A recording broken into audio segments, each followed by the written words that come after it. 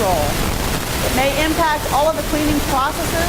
Of course, change control could happen to a standard operating procedure, your assay methods, equipment, detergents, times, flow rates, pressures. Change controls must be evaluated for their impact on the cleaning.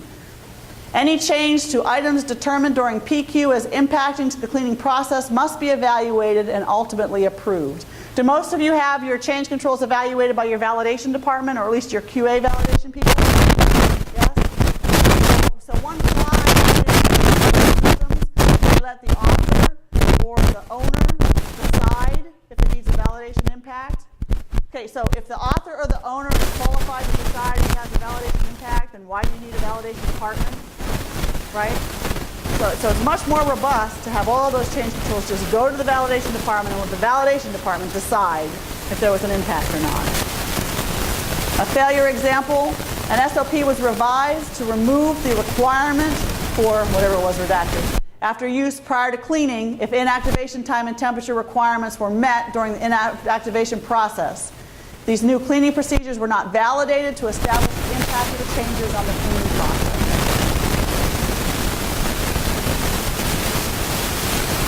Changes must be pre-approved. And again, this isn't the validation quality system. This is your change control quality system, right? That's managing changes. If the maintenance required is deemed a change, the change control team determines the level of testing that is required. This could include new cleaning samples, verification of flow rates, confirmation of pathways, verification of spray coverage. A validated process can be easy to maintain with an efficient and effective change control program in place. So I don't know about the word easy. Like I didn't necessarily write all these slides. In fact, what happens is we write the slides, we send them to our supervisor who sends them to regulatory, who reviews them and signs them off, and they make changes along the way, right? So I don't know if I'd say easy, but if you have a solid, good change control system and program, it sure makes it a heck of a lot easier to maintain a validated state. Your revalidation assessment, when people say revalidation assessment, they're typically talking about a paper assessment, a paper exercise. It's governed by an SOP. The frequency is based on rationale, criticality of the equipment to determine if it's assessed annually or every 3 years, for example, or maybe not at all, right, if it's not a critical piece of equipment. Assessment can include review of open and closed work orders, review of related change controls, a P&ID walkdown. I think that's a great idea, to actually do a P&ID walkdown. Unfortunately, every time I do a P&ID walkdown, I find it's wrong, right? They missed something, they didn't make a change, oh my God. Review of related SOPs for updates that could affect the validated state.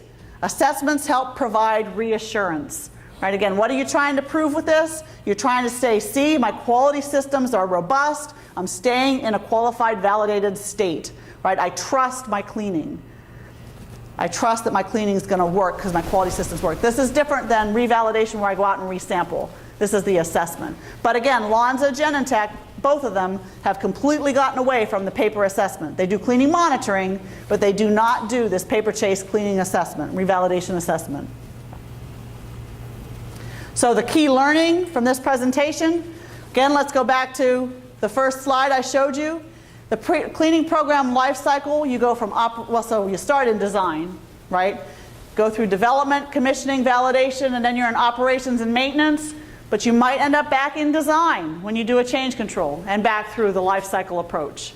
Very important that you understand that cleaning validation is not simply 3 cleaning validation runs and you're done, right? It's a continued process verification. It's monitoring. It's revalidation if necessary from changes. It's revalidation assessment if that's what your SOP says. It's the links with the other quality systems that are critically important to understand how those interlock.